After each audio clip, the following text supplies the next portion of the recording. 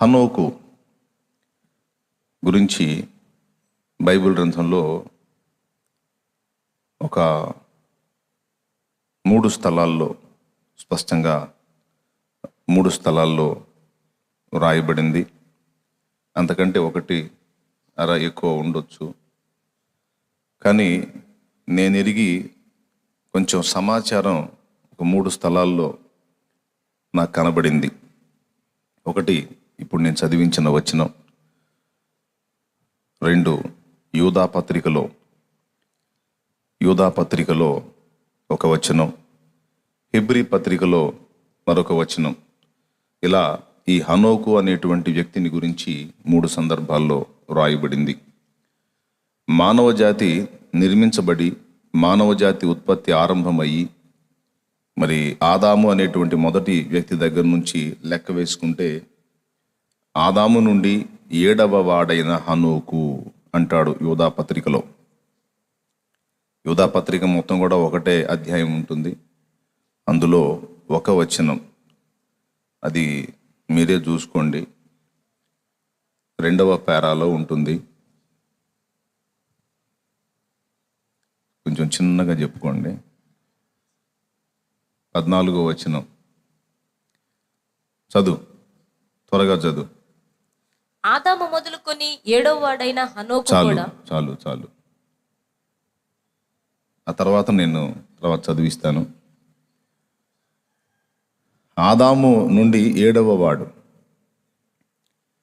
మానవ జాతి ప్రారంభమైంది, పతనమైంది పాపంలో.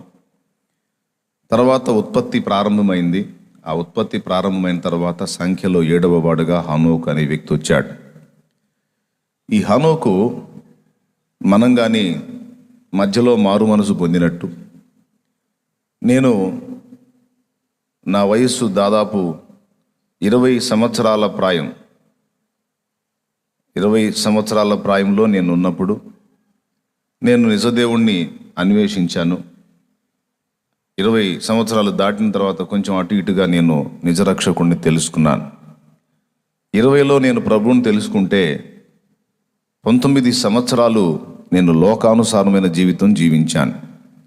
ఇక్కడ కూర్చున్న మీరు, లైవ్లో ఉన్నోళ్ళు అందరూ కూడా నాకు తెలిసి జన్మత అందరూ ప్రభువుని ఎరిగి పసితనం నుంచే ప్రభువుని వెంబడించిన అనుభవాల్లో ఉండి ఉండరని నా డౌటు. కొంతమంది అరుదుగా 100లో ఏ 2-3 పసితనం నుండి తల్లిదండ్రులు భక్తిపరులై ఉంటే వాళ్ళ పిల్లలు కూడా జాగ్రత్తగా పెంచబడిన అనుభవంలో ఉండేవాళ్ళు ఏ 100లో 2-3 ఉంటారనేది నా నమ్మకం. దాదాపు అందరూ కూడా మధ్యలో మారు మనసు పొందిన వాళ్ళే. కొంతమంది దైవ సేవకుల పిల్లలు సైతం ప్రారంభంలో తల్లిదండ్రులు సేవకులు అయినప్పటికీ, చిన్ననాటి నుంచే కుటుంబ ప్రార్థనలో వాళ్ళు ఎదుగుతున్నప్పటికీ, ఒక టైంకి వచ్చేటప్పటికి వాళ్ళు సైతం లోకం వైపు ఆకర్షింపబడి ఒక దశలో బలహీనపడి తిరిగి పుంజుకున్నటువంటి పరిస్థితి దైవజనుల సంతానంలో కూడా చాలా మందిలో మనం వాళ్ళ సాక్ష్యాల ద్వారా మనం తెలుసుకోగలుగుతాం. హనోకు అదే పంధాన్ని మనకి చూపిస్తాడు. ఆయన కూడా అంతే. దాదాపు 65 సంవత్సరాలు ఆయన జీవితం ప్రారంభమై 65 ఏళ్ళు నిజ దేవుణ్ణి ఆయన గుర్తించలేదు, లేదా గుర్తించినా ఆయన్ని అనుసరించలేదు. ఈ 65 సంవత్సరాలు హనోకు తన మనస్సుకు తోచినట్టు, తన హృదయానుసారంగా, తన చిత్తానుసారంగా బ్రతికినవాడు. 65 సంవత్సరాల ప్రాయంలో మరి ఎలా కలిగిందో, ఎలా తెలుసుకున్నాడో, ఎలా సంధించబడ్డాడో, మొత్తానికి దేవుని చేత దర్శింపబడి దిద్దుబాటు చేయబడి నూతన పరచబడి నాట నుండి దేవునితో నడవటం ప్రారంభించాడు. హనోకు బ్రతికిన వయస్సు మొత్తం 365 సంవత్సరాలైతే 65 ఏండ్లు అతడు లోకాయుక్తమైన జీవితంలో జీవించి ఉంటే 65 సంవత్సరాల తరువాత దేవుణ్ణి గుర్తెరిగి దేవునితో నడక ప్రారంభించి దాదాపు 300 సంవత్సరాలు, అందరూ కలిసి ఒకసారి గట్టిగా స్తోత్రం చెప్పండి, గట్టిగా చెప్పండి, జాగ్రత్తగా వినాలి. బాగా వినగలిగిన వాడు ఆచరణలో పెట్టగలిగిన వాడు ఎదుటి వాళ్ళకి చెప్పగలుగుతాడు. వింటున్నావా? లేకపోతే ఇక సంవత్సరాలు గడిచిపోతాయి కానీ మనం ఎదుటి వాళ్ళకి ఏం చెప్పలేం. కాబట్టి చెప్పేటప్పుడు జాగ్రత్తగా వినాలి. అసలు ఏముంది, విషయం ఏంటో తెలుసుకుందామని పరీక్షగానైనా వినాలి, పరిశీలనగా వినాలి. ఆదివారం ఆ వాక్యం స్టార్ట్ అయింది, ఇక నేను వాక్యం వినాలి అన్న ఫీలింగ్లో వినొద్దు. ఒక సంగతి దేవుడు నాతో మాట్లాడుతున్నాడు, నేను జాగ్రత్తగా దాన్ని తీసుకోవాలి. ఈరోజు నాకేం నేర్పుతున్నాడో, నేను నా కుటుంబానికి సమాజానికి ఏమి నేర్పాల్సి ఉందో అనే పందాలో ప్రతి ఒక్కరూ కూడా వాక్యాన్ని జాగ్రత్తగా వినాలి. చెప్పండి ఒకసారి గట్టిగా స్తోత్రం.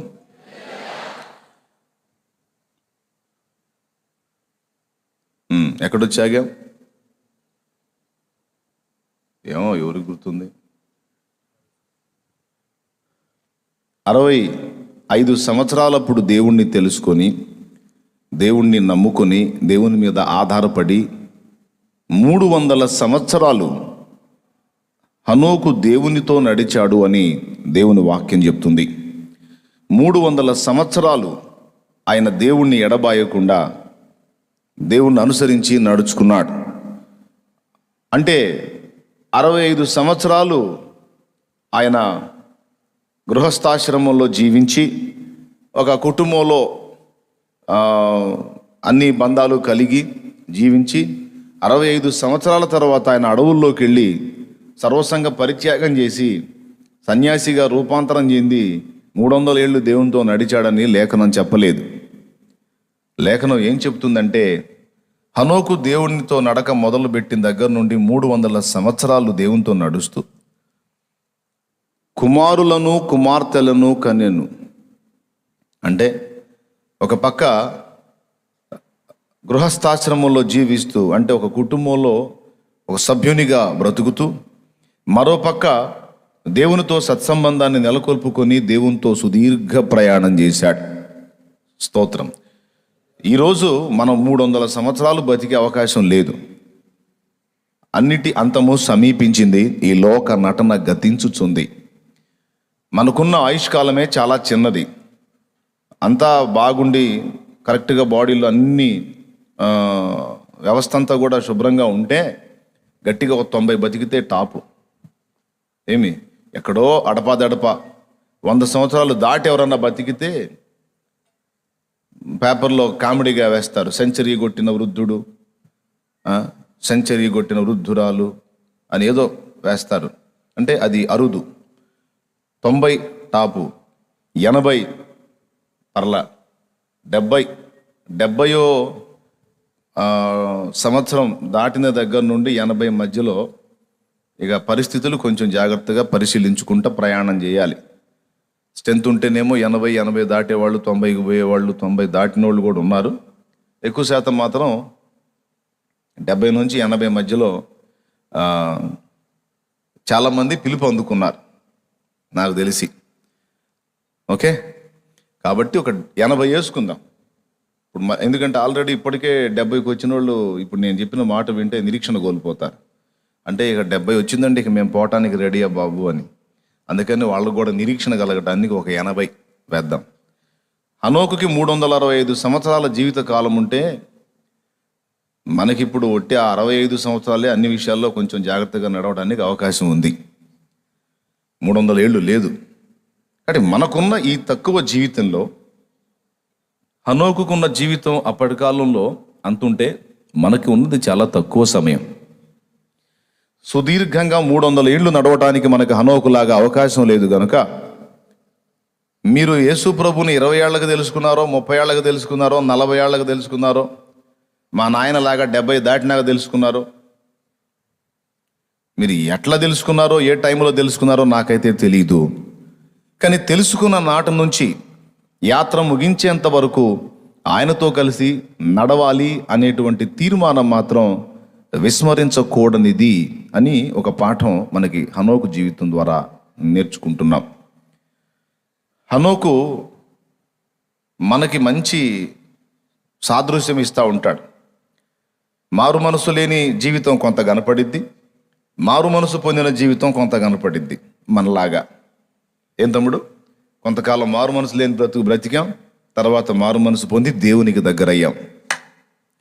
కుటుంబ జీవన విధానం, మనకు కూడా భార్య పిల్లలు కుటుంబం సంసారం ఉన్నట్టు హనోకు కూడా ఆ వ్యవస్థ కనబడింది.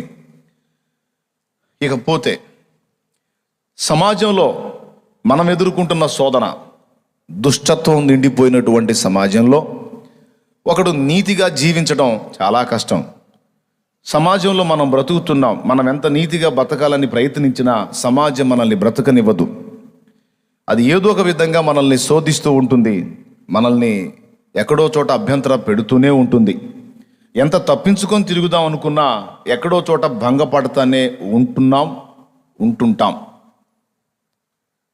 అర్థమైందా? హనోకున్న టైం కూడా అలాంటి సమయమే. ఎందుకంటే హనోకున్న సమయంలో కూడా మనుషులు కొంచెం దేవునికి వ్యతిరేకంగానే జీవించారు. అందరూ భక్తిపరులుగా లేరు.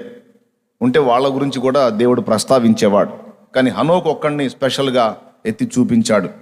అంతేకాదు, హనోకు కూడా ఒక ప్రవక్తగా ప్రవచనం చెప్పాడు. అప్పటి కాలాన్ని దృష్టిలో పెట్టుకున్నాడు, భవిష్యత్తు సంభవాలను కూడా దృష్టిలో పెట్టుకున్నాడు. ఆయన మాట్లాడాడు. ఇప్పుడు యోధా పత్రిక 14వ వచనం దగ్గర నుంచి ఇప్పుడు చదువు తొందరగా.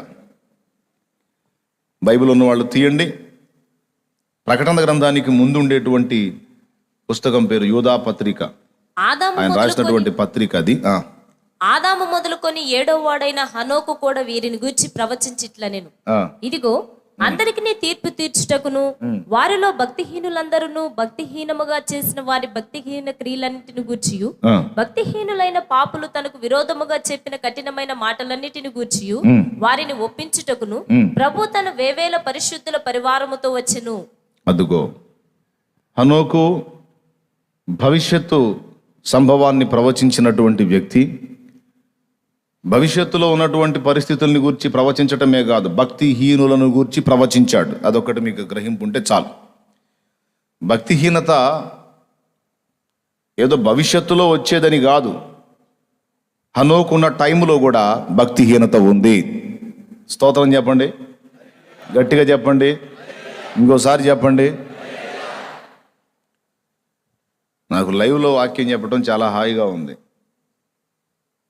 వినేవాళ్ళు ఎలా వింటారో నాకు టెన్షన్ ఉండదు. వాళ్ళ ముఖాలు నేను చూసే ఛాన్స్ ఉండదు, నా ముఖమే వాళ్ళు చూస్తారు. ఈ నా ఎదురు కూర్చున్న వాళ్ళ ముఖాలు చూస్తూ వాక్యం చెప్పాలంటే కొంచెం కష్టం. ఎందుకంటే నాకు ఒక వీక్నెస్ ఉంది.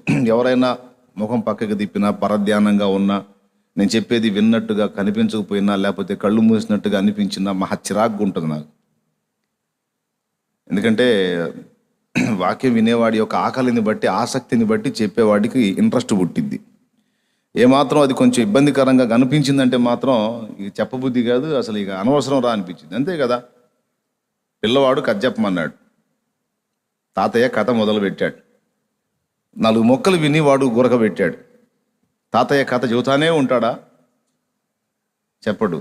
చక్కగా వాడిని ముద్దు పెట్టుకొని నిద్రపోతాడు ఇక ఆయన కూడా. అదే వాడు ఇంట ఆసక్తిగా చెప్పు చెప్పు అంటే ఇతనికి నిద్ర వచ్చినా కూడా మానుకొని చెబుతాడు తాతయ్య కథ. అట్లాగా నన్ను దేవుని వాక్యం కొరకు సిద్ధపరిచి దేవుడు నిలబెట్టి మాట్లాడడానికి ఇష్టపడుతున్నప్పుడు కూర్చొని వినేవాళ్ళు, లైవ్లో ఉన్నోళ్ళు కూడా, లైవ్లో ఉన్నోళ్ళు కానీ ఇక్కడోళ్ళు కానీ పరధ్యానముగా ఉండొద్దు. ఏ మాట నీకు అందిద్దో, ఏ మాటతో నిన్ను దర్శించాలని దేవుడు ఆశపడుతున్నాడో కనిపెట్టుకుని జాగ్రత్తగా వినాలి. ఇంకా మళ్ళా చెప్పను. ఇక ఇంకెవరన్నా పరధ్యానం కనపడితే మీకు కర్మ, ఇంక నేను గదిలిచ్చను. ఓ స్తోత్రం చెప్పండి, చెప్పండి, గట్టిగా చెప్పండి. ఓకేనా? పద్దాకలి ఇక నేను ఇక కదిలించుకుంటే చెప్తా ఉంటే ఇక తెల్లారిద్ది. మళ్ళీ 2వ కూటం ఉంది. ఎక్కడొచ్చాగాం? భక్తిహీనత అనేది భవిష్యత్తులో వచ్చే దాని గురించి ప్రవచించడం మాత్రమే కాదు, హనోకు ఉన్న ఆ దినములలో కూడా భక్తిహీనత సమృద్ధిగా ఉంది. భక్తులు తక్కువ, భక్తిహీనుల సమాజం ఎక్కువ. ఆ భక్తిహీనుల సమాజములో కుటుంబ బాధ్యతలు నెరవేరుస్తూ, కుమారుల కుమార్తెల బాధ్యతలు నెరవేరుస్తూ, భార్యకు జరిగించాల్సినటువంటి బాధ్యతలు నెరవేరుస్తూ, బంధువర్గానికి జరిగించాల్సిన బాధ్యతలు నెరవేరుస్తూ 300 సంవత్సరాలు హనోకు దేవునితో నడిచాడు. హనోకు ఈనాడు మనం ఎదుర్కొంటున్నటువంటి సకల శోధనలను ఎదుర్కొన్నాడు. హనోకు దినాల్లో ఏదో స్పెషల్గా అప్పుడేదో అనుకూల వాతావరణం ఉంది అనుకోకండి. భక్తిహీనత అనేది అప్పటి నుంచి ఇప్పటిదాకా ఎల్లప్పుడూ నిర్విరామంగా వస్తానే ఉంది, కొనసాగుతానే ఉంది. కాబట్టి ఈ భక్తిహీనుల మధ్యలో ఒకడు తన భక్తి సాధన చేసి జయం పొందాలి అంటే చాలా గడ్డు సమస్య అయి ఉంది. ఈరోజు ఇన్ని సౌకర్యాలు మనకు అందుబాటులోకి వచ్చి నిరంతరం దేవుని పరిశుద్ధ గ్రంథం, దేవుని వాక్యం మన చేతుల్లో ఉండి మన చెవుల్లో నిరంతరం వాక్యం వినబడుతున్నప్పటికీ కూడా మరో పక్క లోకం మనల్ని ఆకర్షిస్తానే ఉంది. మరి ఈ వాక్యము లేదప్పుడు బోధ చేసే బోధకులు లేరు, దిద్దుబాటు చేసే భక్తులు లేరు, గద్దించేవాళ్ళు లేరు, హెచ్చరించేవాళ్ళు లేరు. ఇవేవి లేనప్పుడే హనోకు సమాజం, కుటుంబం, తన వ్యక్తిగతం అన్నిటినీ ఒక పక్కన గమనిస్తూనే వాళ్ళందరికీ జరిగించాల్సిన న్యాయం జరిగిస్తూనే హనోకు దేవునితో నడిచాడు అని వాక్యం చెప్తుంది. తరువాత అలా నడుస్తూ ఉన్నందున అతని గురించి హెబ్రీ పత్రిక 11లో ఏమని చెప్పాడంటే 5వ వచనంలో, హెబ్రీ పత్రిక 11వ అధ్యాయము 5వ వచనం, విశ్వాసమును బట్టి హనోకు మరణము చూడకుండానట్లు కొనిపోబడెను. దేవునికి స్తోత్రం కలుగును గాక. చదువు. అతడు కొనిపోబడక మునుపు దేవునికి ఇష్టడై ఉండనని సాక్ష్యము పొందెను. చాలు. అతడు కొనిపోబడక మునుపు దేవునికి ఇష్టడై ఉండెనని సాక్ష్యము పొందెను. ఒక కుటుంబం అంటూ ఉంటే కుటుంబంలో అందరూ రోజు ప్రశాంతంగా ఉండరు. అందరూ రోజు ప్రశాంతంగా సహకారంగా ఉంటారండి. భర్త భక్తుడై ఉన్నాడు అనుకో, ఆ భార్యో పిల్లలో ఎవరో ఒకళ్ళు రోజు మార్చి రోజు 2 రోజులకోసారో శోధిస్తూ ఉంటారు. లేదు భార్య భక్తురాలై ఉందనుకో, ఈ భర్తో ఆ పిల్లలో ఎవరో ఒకళ్ళు శోధిస్తూ ఉంటారు. 2 రోజులకి, 3 రోజులకి, 4 రోజులకి, 5 రోజులకి ఈ శోధనలు, ఈ సమస్యలు అనేవి ఫ్యామిలీలో జరుగుతూ ఉంటాయి. సరే, కుటుంబంలో ఏమి రాలేదురా ప్రశాంతంగా ఉందంటే సమాజంలో, భక్తిహీనుల సమాజంలో ఖచ్చితంగా ఎవరో ఒకళ్ళు ఏదో ఒక విధంగా కదిలిస్తా శోధిస్తానే ఉంటారు. కుటుంబంలో ఎదురయ్యేటువంటి శోధనలు, తప్పించుకుంటే సమాజంలో ఎదురయ్యేటువంటి శోధనలు, ఈ 2 విధాలైన శోధనలతో మనిషి కొట్టబడుతూ ఉంటాడు, తరచు గాయపరచబడుతూ ఉంటాడు, నొచ్చుకుంటూ ఉంటాడు. లోతు సొదొమ గొమొర్రా విషయంలో లోతు సొదొమలో ఉన్నప్పుడు ఆ సొదొమ మనుషుల యొక్క దుష్టత్వాన్ని కనులారా చూసి నీతిగల తన మనసును నొప్పించుకొనుచూ వచ్చెను అని రాయబడి ఉంది. ఏం చేద్దాం? ఈ సమాజంలో నుంచి పక్కకెళ్ళిపోయి ఏ అడవిలోనన్నా బతుకుదామా? అట్లా సాధ్యం కాదు. సమాజంలోనే బ్రతకాలి, సమాజ మధ్యలోనే జీవించాలి, కుటుంబ బాధ్యత నెరవేర్చాలంటే ఈ జంజాటం అంతట్లో కూడా తలకాయ నొప్పులు ఉన్నాయి. రోజు ఏదో ఒక విధమైన సమస్య, ఆర్థిక ఇబ్బందులు, అవసరతలు, బాధ్యతల నెరవేర్పు, పిల్లల బాధ్యతలు నెరవేర్చాలి, వాళ్ళ అవసరతలు తీర్చాలి. ఇట్లాగా ఎన్నో విధములైనటువంటి పరిస్థితుల్ని ఈదుకుంటూ అన్నిటికీ సమాధానం చెప్పుకుంటూ హనోకు దేవునితో నడిచాడు. 300 సంవత్సరాలు ఏకధాటిగా ఒక వ్యక్తి దేవునితో నడవటం చిన్న విషయం అని మీరు అనుకోవద్దు. అది చిన్న విషయం కాదు. అసలు అంతకాలం దేవునితో అతను ఎలా నడవగలిగాడన్నా, అతని జీవితంలో ఎప్పుడూ భంగపాటులు ఎదురు కాలేదా? ఎప్పుడూ అతను శోధనల్లో పడిపోలేదా? ఎప్పుడూ అతని ఆత్మీయ జీవితంలో అభ్యంతర పడలేదా? అన్ని సమయాలలో కూడా అతను అలాగ జాగ్రత్తగా నడుచుకుంటూ ముందుకు సాగాడా? అతను చాలా మంచిగా దేవునితో నడుచుకున్నందున దేవునికి ఇష్టడై ఉంటాడు అని సహజంగానే మనకు అనిపిస్తుంది. కానీ అక్కడ కొంచెం మనం జాగ్రత్తగా ఆలోచన చేయాల్సిన ఒక విషయం ఉంది. దేవుడు ఆయన గురించి ఏం చెప్పాడు? హనోకుని గురించి, అతడు దేవునికి ఇష్టడై ఉండెను గనుక దేవుడు అతన్ని తీసుకొని పోయెను. హనోకు ముగింపును గురించి వాక్యం ఏం చెబుతుందంటే, దేవుని వాక్యం, అందరూ మనుషులు చనిపోయినట్టు ఈ హనోకు చనిపోలేదట. అందరూ మనుషులు చనిపోయినట్టు ఈ హనోకు చనిపోలా. మరి అలాగని స్పెషల్ అయిన వ్యక్తి ఏం కాదు, సర్వసంగ పరిత్యాగేమీ కాదు. చెడిపోయిన సమాజం మధ్యలో బ్రతికాడు. కుటుంబ వ్యవస్థ దాదాపు 300 సంవత్సరాలు బాధ్యతలు నెరవేర్చాడు. బలహీనమైన కుటుంబ సభ్యుల మధ్యలో బ్రతికాడు. అంతా మనలాగానే ఉన్నాడు. బాగా గమనించాలి, అంతా మనం కలిగి ఉన్నటువంటి పరిస్థితులన్నీ హనోకు కలిగి ఉన్నాడు. కానీ హనోకు దేవునికి బాగా ఇష్టడయ్యాడు గనుక దేవుని వాక్యం చెబుతుంది, హనోకు దేవునికి ఇష్టడై ఉండెను గనుక దేవుడు అతనిని తీసుకొని పోయెను గనుక హనోకు లేకపోయెను. ఓ రోజు హనోకుతో దేవుడు మాట్లాడాడు, ఈరోజు ఫలానా సమయానికి నువ్వు ఫలానా ప్లేస్కి వచ్చేసే హనోకు అన్నాడు. దేనికి ప్రభువా అంటే, ఇంకా నా దగ్గరకు వచ్చేద్దు కానీ భూమి మీద నేను నీకు ఇచ్చిన సమయం అయిపోయింది, ఇక నువ్వు భూమి మీద ఉండటానికి వీల్లేదు, నువ్వు నా దగ్గరకు వచ్చేసేయాలి అన్నాడు. ఆ రోజు రెడీ అయిపోయాడు, దేవుడు చెప్పిన ప్రదేశానికి వెళ్ళాడు. ఏలియాలాగా ఏలియాతో దేవుడు మాట్లాడినప్పుడు ఏలియా బయలుదేరి యొర్దాను అవతలికి వెళ్తాడు చూడండి. అలాగా హనోకు కూడా దేవుని చేత హెచ్చరింపబడి బోధింపబడి దేవుడు చెప్పిన ప్రదేశానికి వెళ్ళాడు. ఏలియాని ఎలాగైతే అగ్ని రథములను గుర్రములను కనబడి ఆయనను సుడిగాలి చేత ఆరోహణము చేయించెనో అలాగే హనోకు జీవితంలో కూడా జరిగింది. ఈ హనోకు యొక్క లైఫ్ను గురించి నెట్లో కొన్ని వేరే పుస్తకాలు కూడా దొరుకుతాయి. అందులో కొంత హనోకు ఉన్న టైంలో అక్కడ పరిస్థితులు ఎలా ఉన్నాయో మీకు ఆ బుక్లో దొరికే అవకాశం ఉంటుంది. అయితే హనోకుతో దేవుడు మాట్లాడినప్పుడు మరి కుటుంబానికి చెప్పాడో లేదో తెలియదు. ఏలియా అయితే ఎలీషా కూడా చెప్పలా. సైలెంట్గా దేవుడు చెప్పిన ప్రదేశానికి వెళ్ళిపోవడానికి ప్రయత్నించాడు. అయితే ఏలియా శిష్యుడైన ఎలీషా మాత్రం ఏలియాను వదిలిపెట్టలేదు.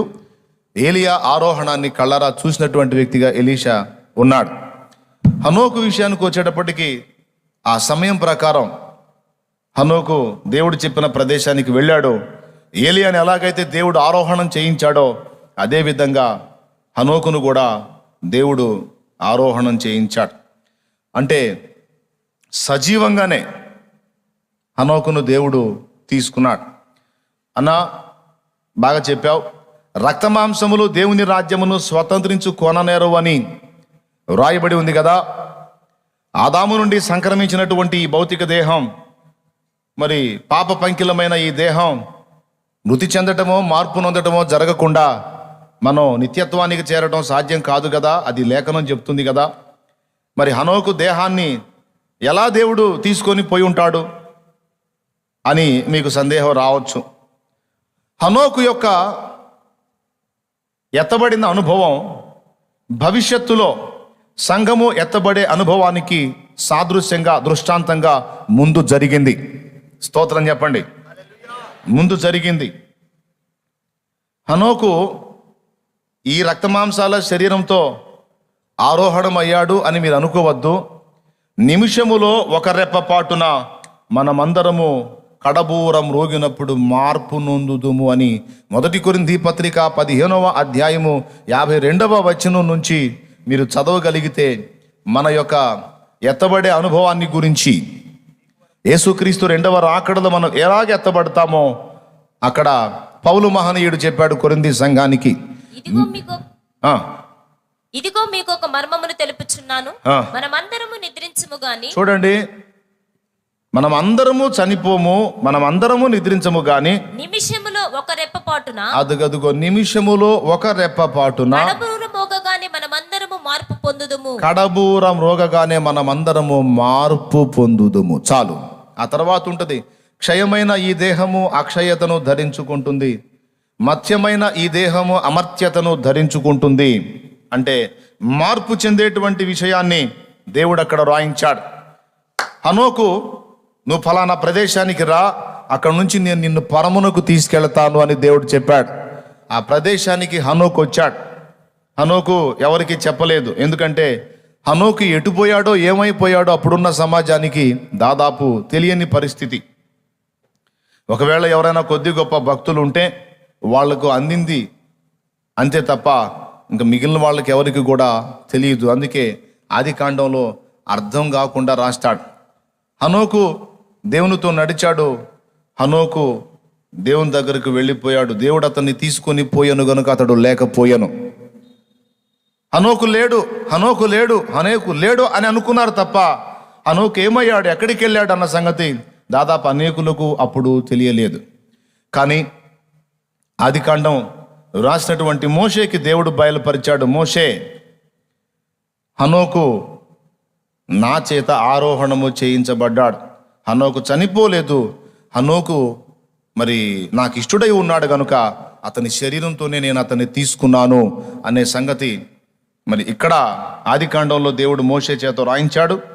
హెబ్రీ పత్రిక రచించినటువంటి రచయిత ద్వారా అందులో రాయించాడు. యూదా ద్వారా కూడా కొంత సమాచారము రాయించాడు.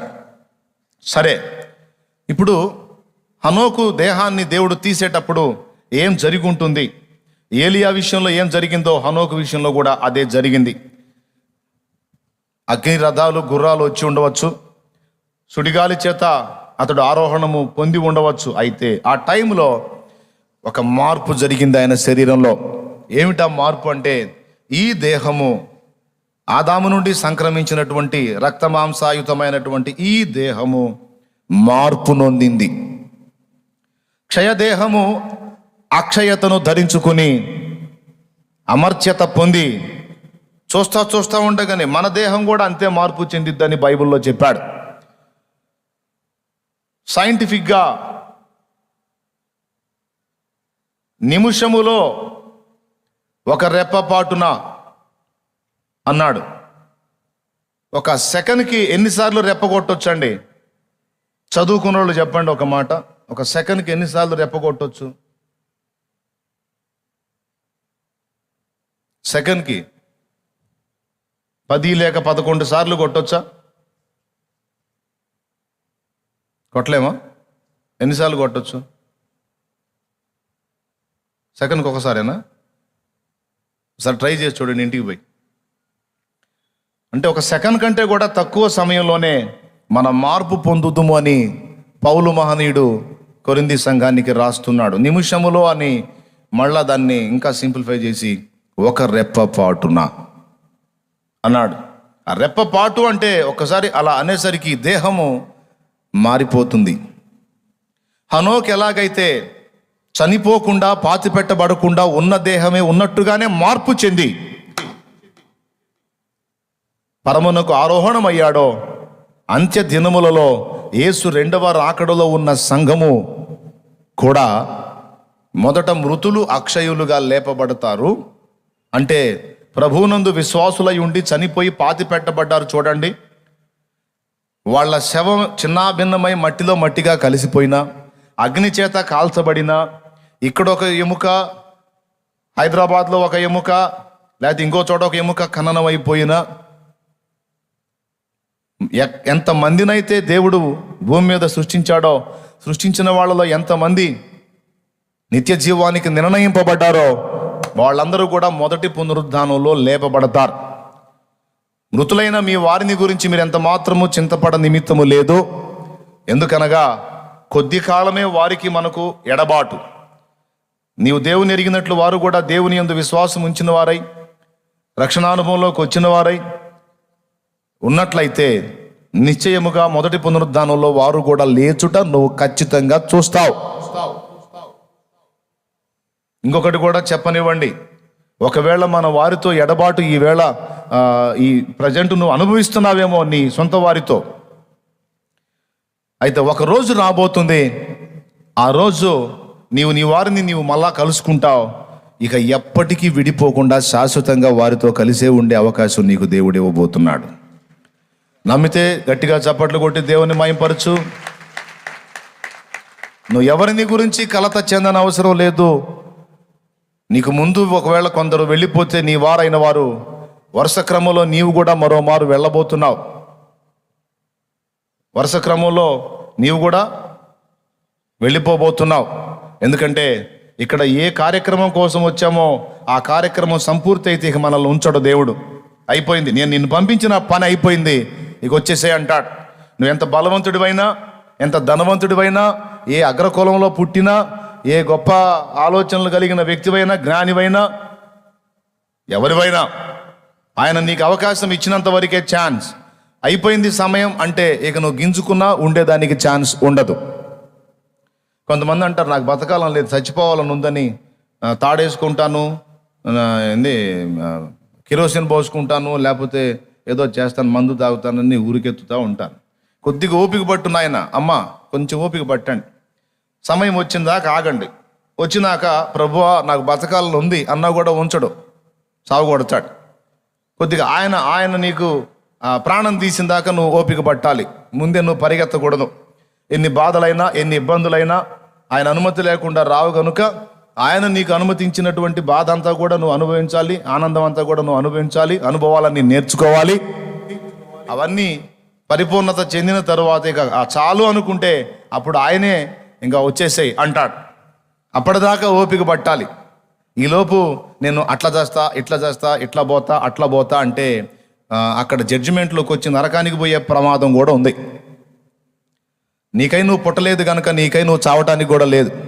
నీ ప్రాణం నువ్వు తీసుకోవడానికి ప్రయత్నిస్తే దేవుని సార్వభౌమాధికారాన్ని ధిక్కరించిన పాపం అంటుతుంది కనుక జడ్జిమెంట్లోకి వచ్చే అవకాశం ఎక్కువ ఉంది, తీర్పులోకి వచ్చే అవకాశం ఉంది, దేవుని ఎరిగిన వాళ్ళు సైతం.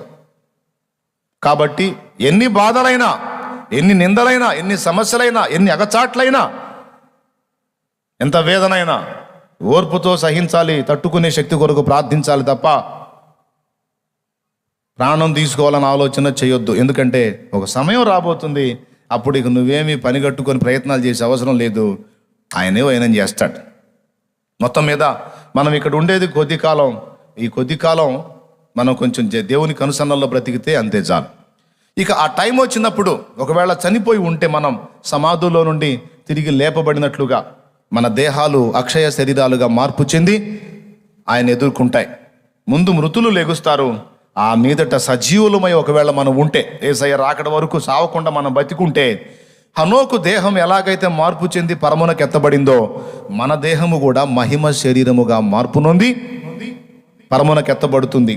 దీనికి ముంగుర్తుగా దృష్టాంతంగానే హనోకు ఏలియాలు భవిష్యత్తులో ఎత్తబడే సంఘానికి ముంగుర్తుగా వారు ఎత్తబడ్డారు. ఇప్పుడు ఒక మాట చెప్పనివ్వండి, హనోకు మన ఎత్తబడే అనుభవానికి సాదృశ్యంగా ఉన్నప్పుడు హనోకు జీవితం కూడా ఎత్తబడే దానికి ముందు మనం ఎలాంటి అనుభవాల్లో ఉంటామో హనోకు జీవితం కూడా దాదాపు అలాంటి పరిస్థితులు ఫేస్ చేసి ఉంటుందంటారా, ఉండదంటారా? ఎత్తబడే విషయంలోనే కాదు హనోకు మనకు మాదిరి.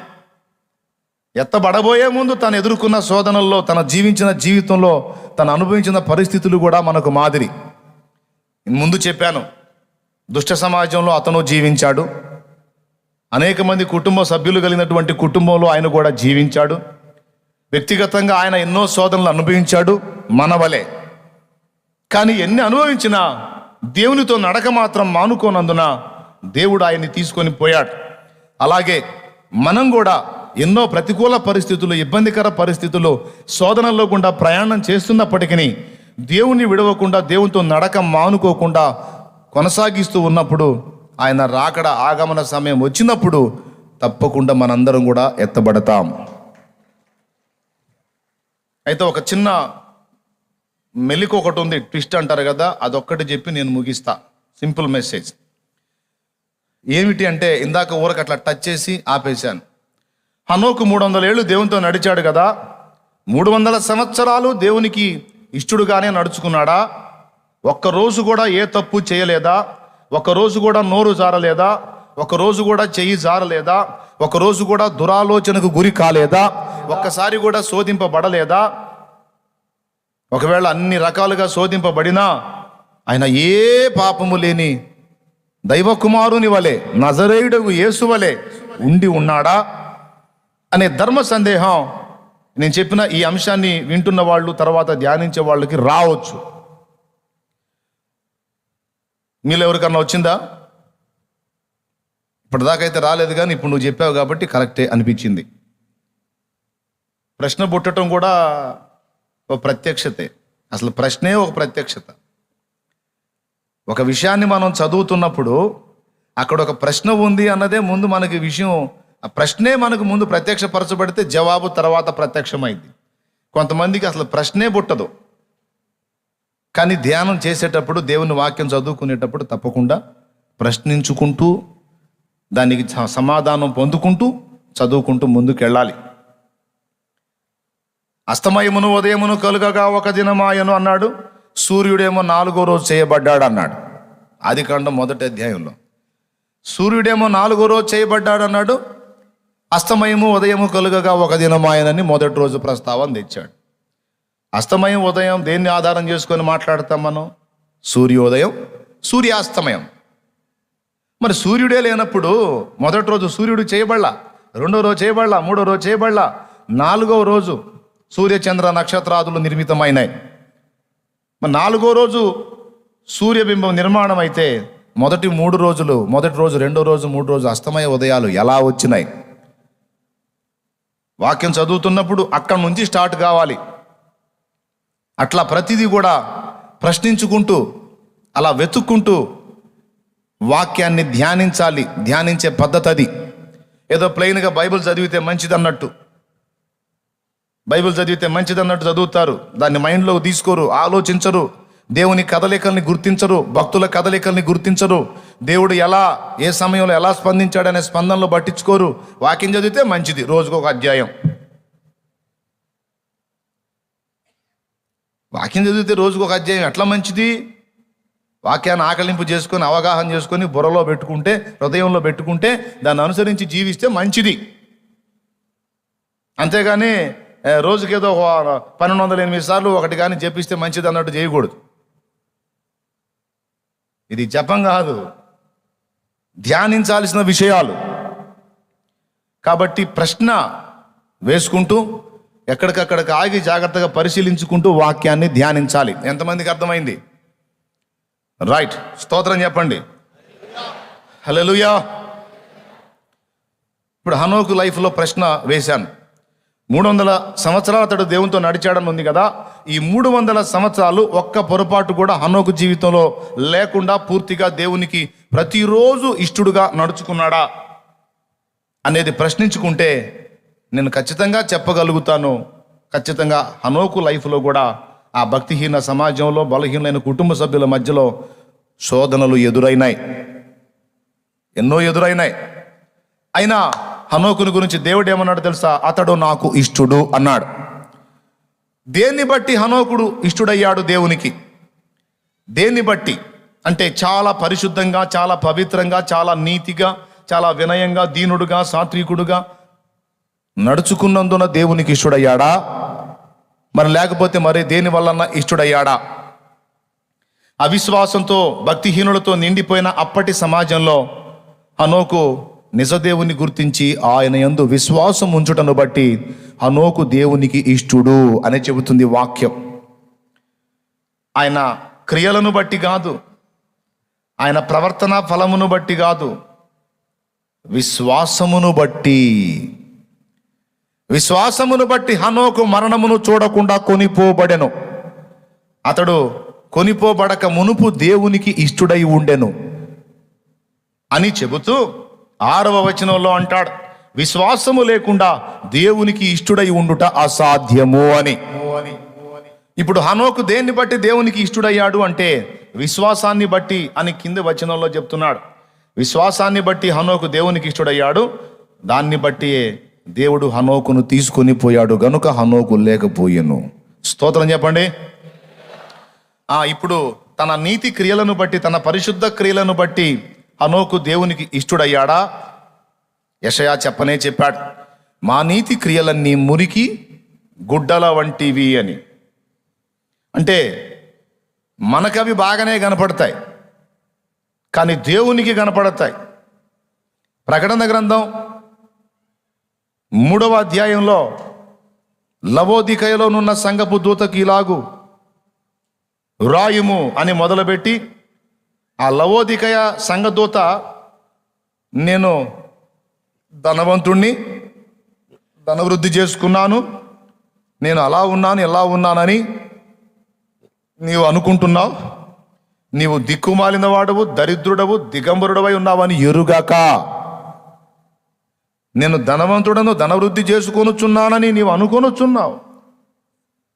అంటే లవోదికయ సంఘదూతకి ఎలాంటి ఫీలింగ్ ఉంది? నేను బాగానే ఉన్నాను అనుకుంటున్నాడు. అన్ని విషయాల్లో నేను పర్ఫెక్ట్గానే ఉన్నాను అనుకుంటున్నాడు. ఏది? తన కోణంలో చూసుకొని, తన దృష్టితో చూసుకొని. మన కన్నులు మన దృష్టి కాదు. పౌలు అంటాడు, నా యందు నాకే దోషము కానరాదు, నా యందు నాకే తప్పు కనబడదు. అంత మాత్రాన నేను నీతిమంతుడనా? నన్ను వెతకాల్సింది, నన్ను విమర్శించాల్సింది నేను కాదు, నా దేవుడే. ఎప్పుడు కూడా మనం మన కోణంలో నుంచి మన బ్రతుకులు చూసుకుంటే మనకు బాగానే ఉంటాయి. పెద్ద పెద్దవి చేసుకుంటా కూడా బాగానే ఉన్నాం అనుకుంటాం. ఎప్పుడు కూడా మన బ్రతుకుని దేవుని దృష్టితో మనం పరిశీలించినప్పుడు, ఆలోచించినప్పుడు జాగరూకులమై ఉంటాం. ప్రైజ్ ద లార్డ్, హల్లెలూయా. ఎందుకు ఈ మాట చెప్తున్నాను నేను? ఏమో ఎందుకు ప్రస్తావించాను ఇది? మనం నీతిమంతులమని ఫీల్ అవుతున్నాం, కానీ మన బ్రతికేంటో ఆయనకు తెలుసు. మనం తెల్లని వస్త్రాలు అనుకున్నాం, కానీ మన క్రియలు తెల్లగా లేవు. అవి దేవుని దృష్టిలో మురికి గుడ్డలో. అందుకే భక్తుడు చెప్పేశాడు, మా నీతి క్రియలు మాకు బాగా అనిపిస్తాయి, కానీ నీ దృష్టిలో అవి మురికి బట్టల వంటివి నాయనా. మా నీతి క్రియలు ఎట్లా చలామణి అవుతాయి నీ ముందు అని. కానీ మరి హనోకు దేవునికి ఇష్టడు అన్నాడు. దేన్ని బట్టి అంటే నీతి క్రియలను బట్టి కాదు, విశ్వాసమును బట్టి. ఇక్కడి నుంచి మన అంశం ప్రారంభమైద్ది. దేవునికి స్తోత్రం. ఇక హనోకు జీవితంలో అన్ని మంచి సమయాలే రాలేదు. ఇది మరుగున ఉన్న సంగతి. అందుకే హనోకు నీతి క్రియలను గురించి దేవుడు మాట్లాడకుండా విశ్వాసాన్ని గురించి మాత్రమే మాట్లాడాడు. హనోకు పొద్దున్నే లేచి బాగా ప్రార్థన చేసేవాడు. హనోకు చాలా పరిశుద్ధంగా ఉండేవాడు. హనోకు ఆయన నోట నుండి ఒక పొరపాటు మాట కూడా మాట్లాడలేదు, అనలేదు. హనోకు మరి కొట్టినా సహించాడు, తిట్టినా సహించాడు, చాలా ఓర్పు మంతుడు అనలేదు. ఏమన్నా చెప్పాడా? ఆయన ఎదుటి వాళ్ళకి చాలా న్యాయంగా ఉండేవాడు, చాలా నీతిగా నడుచుకునేవాడు, అందుకని నాకు ఇష్టడు అని చెప్పాడా? ఒకవేళ అలా చెప్పినట్లయితే ఇక విశ్వాసం మన రక్షణాధారం కాదు, కానీ నీతి క్రియలు రక్షణాధారం అవుతాయి. ఆ సంగతి పరిశుద్ధాత్మకు తెలుసు. అందుకే హనోకు జీవించిన నీతియుక్తమైన జీవితం, సత్ప్రవర్తన మొదలైన క్రియలు ప్రస్తావించలేదు, కానీ విశ్వాసమును బట్టి హనోకు దేవుని దృష్టిలో ఇష్టడుగా మారిపోయాడని విశ్వాసాన్ని హైలైట్ చేసి మాట్లాడాడు. ఈరోజు మనమందరం కూడా హనోకు జీవితాన్ని కొంచెం ఆలోచన చేసుకుంటే కొన్ని పాఠాలు మనకి దొరుకుతాయి. హనోకు విశ్వాసం ఉంచాడు. ఎక్కడెక్కడ ఉంచాడు? మొట్టమొదట హనోకు దేవునితో నడిచాడు అన్నాడు. తర్వాత ఆ నడవటానికి ముందు అతడు దేవుని విశ్వసించాలి. విశ్వాసము లేకుండా దేవునికి ఇష్టడై ఉండుట అసాధ్యమని కింద చెప్తాడు. చదువు తల్లి, హెబ్రీ పత్రిక 11వ అధ్యాయము 6వ వచనం తర్వాత లైన్ చదువు. విశ్వాసము లేకుండా దేవునికి ఇష్టడైనట అసాధ్యము. దేవుని యొద్దకు వచ్చేవాడు అదుగదుగదుగో, దేవుని దగ్గరకు వచ్చేవాడు, దేవునితో కలిసి నడవాలనుకునేవాడు ఆయన ఉన్నాడనియు, తన్ను వెదకు వారికి ఫలము దయచేవాడనియు. దేవుణ్ణి వెదకు వారికి, దేవుణ్ణి ఆశ్రయించే వారికి, దేవుణ్ణి నమ్ముకున్న వాళ్ళకి, దేవుని మీద ఆధారపడ్డ వాళ్ళకి ఫలం ఇస్తాడని మొదట నమ్మాలి కదా. నమ్మితేనే కదా ఆయన మీద ఆధారపడతాం. నమ్మకుండా నువ్వు ఎలా ఆధారపడతావయా?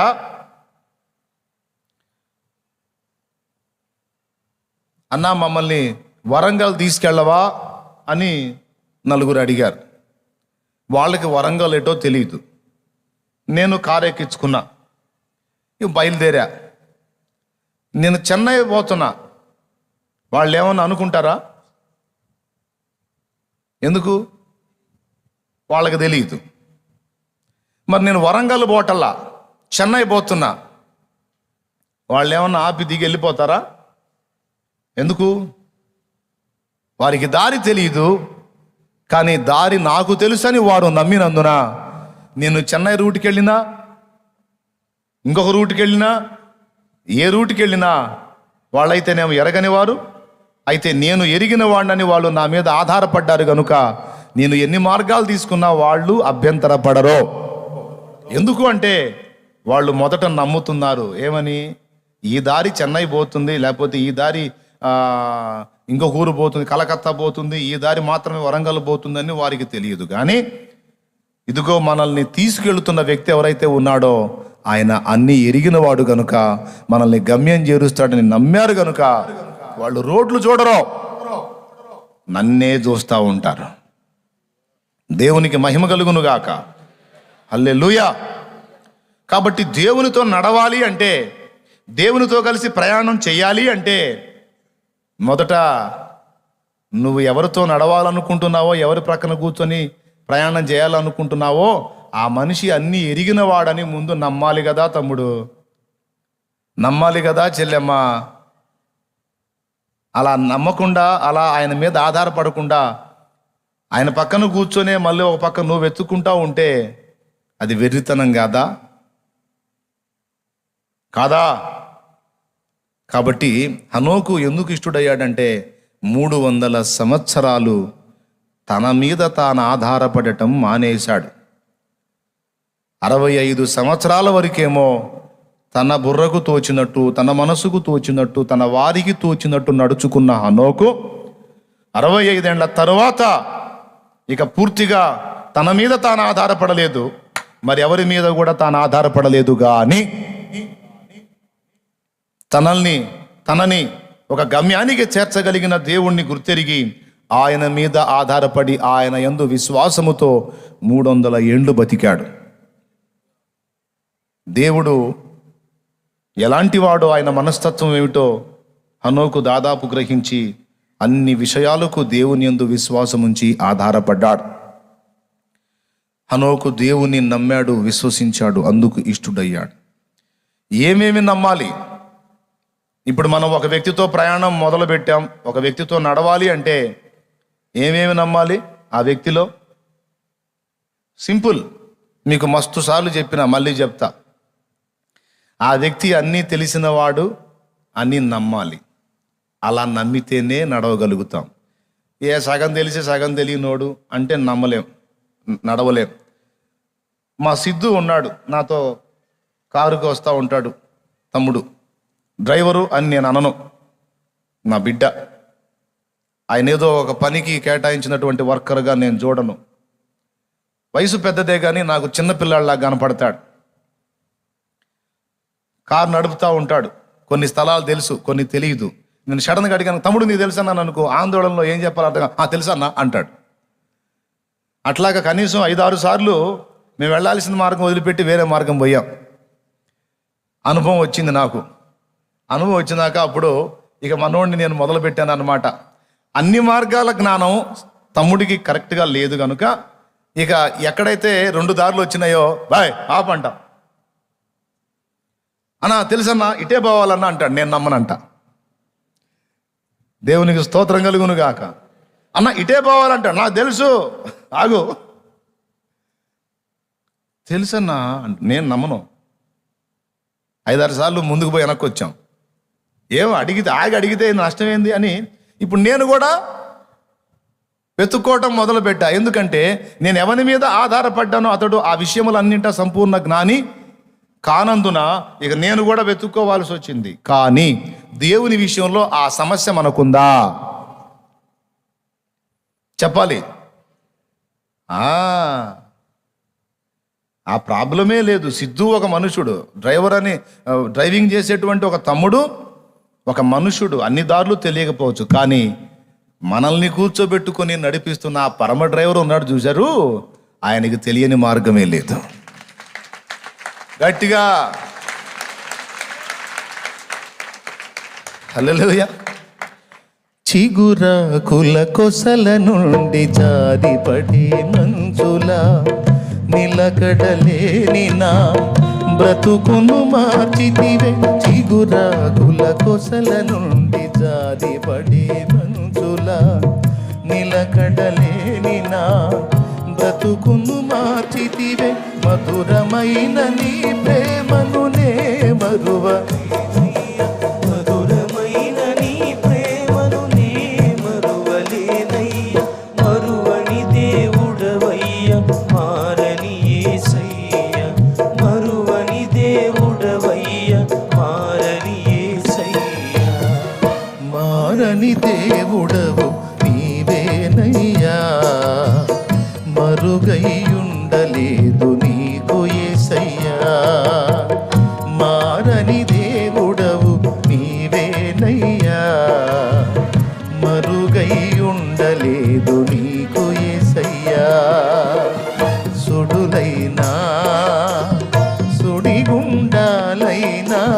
వ్యధలైనా వ్యాధి బాధలైన మరుగై ఉండలేదు నీకు యేసయ్యా.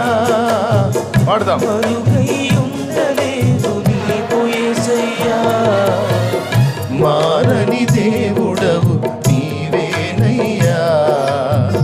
మరుగై ఉండలేదు నీకు యేసయ్యా.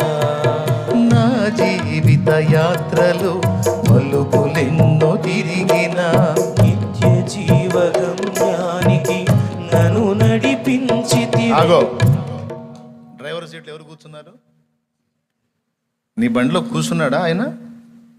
ఏమో నేను నమ్మనయ్యో అందుకే నేనే కూర్చున్నాను అంటావా? ఇంకా కొంతమంది వాహనాల్లో డ్రైవర్ సీట్లో వాళ్ళే కూర్చున్నారు. ఏసైనా పక్కన కూర్చోబెట్టారు. అవసరమైనప్పుడు సలహా అడుగుతారు. అంతా వీళ్ళే నడుపుతారు. ఆయన అంటాడు, కొంచెం నన్ను కూర్చో, నేను తీసుకెళ్తాను అంటాడు.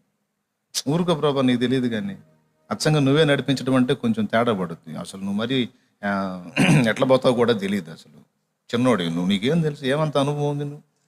అంత 33.5లో ముగిస్తే ఈ వ్యవహారం అంతా ఏం తెలుసా నీకు? కూర్చో, అటు కూర్చో. ఏదో నీకు తెలిసిన అనుభవం నువ్వు చెబుతా ఉండవు, నాకు తెలిసిన అనుభవంతో నేను నడుపుతా ఉంటా అన్నవాళ్ళు ఎక్కువ మంది ఉన్నారు. అన్నవాళ్ళు అంటే డైరెక్ట్గా అలా అన్నారని కాదు, ఆ టైపు మైండ్ వాళ్ళు ఎక్కువ మంది ఉన్నారని చెబుతున్నా. అది కాదు, ఆయనకి డ్రైవర్ సీట్ ఇచ్చేసి ఇక ఎన్ని మలుపులు తిప్పుతాడో నీకెందుకు? నా జీవిత యాత్రలో మలుపులెన్నో తిరిగిన నిత్య జీవ గమ్యానికి నన్ను నడిపించితివే. నిలిచి ఉందునయ్యా. ఏమిరా సప్పుడు? నిజ దేవుడవనుచు. మిగిలిన మైకులు దాని దగ్గర పెట్టుకున్నాడు, కొంచెం చూసుకున్నానా? మీరు ఫీల్డ్లోంచి బయటికి రావాకండి, ఉండండి. నిలిచి మళ్ళీ మొదలు. నా జీవిత యాత్రలో మలుపులెన్నో తిరిగిన నిత్య జీవ గమ్యానికి నన్ను నడిపించితివే. నిలిచి ఉందునయ్యా. నిజ దేవుడవనుచు. కారు దిగిపోనయ్యా, నీతో నడవటం మానుకోనయ్యా. కూర్చుంటా, నీ పక్కనే కూర్చుంటా, నీ వెనకనే కూర్చుంటా. నువ్వు నడుపు, నేను కూర్చుంటా. నిలిచి ఉందునయ్యా. నిజ దేవుడవనుచు నన్ను చూచినావయ్యా. నన్ను కాచినావయ్యా. నాకెందుకయ్యా టెన్షను?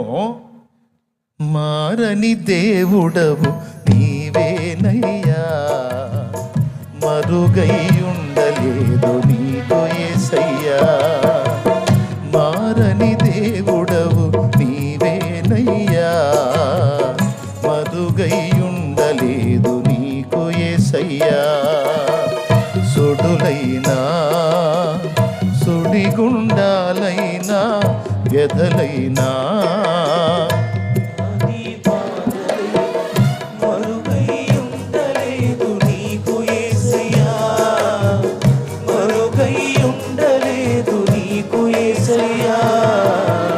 మారని దేవుడవు నీవేనయ్యా.